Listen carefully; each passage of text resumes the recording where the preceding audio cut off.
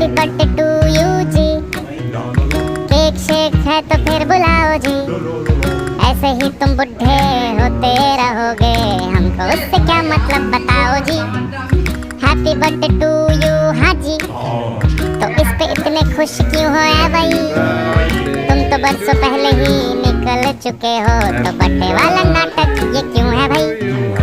Candle शैंडल फूंक से बुझा के, बेसुरों की भीड़ फालतू में लगवा के, बर्थडे वाला सॉन्ग जोर जोर से गवाते हो, हमसे ताली शाली का हजामत करवाते हो। ये सब नौटंकी फिर भी चलो झेल लें, केक शेक और स्टार्टर्स भर भर के आए प्लेट में, घर जाके फिर से डिनर ना मंगवाना हो, चूहे ना दौड़े पेट में रात के 1:45। हैप्पी बर्थडे टू यू जी, सोच समझ के इनवाइट भिजवाओ जी, अगर पेट पूजा का फुल इंतजाम है तो ही न्योता।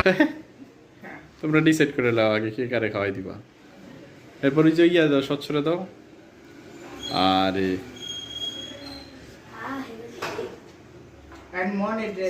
সরি এই স্বপ্ন স্বপ্ন কি বলছো কি কেক কেটে কেটে শোনা বাথরুমে যাই দাও এসে মনে কেক তুই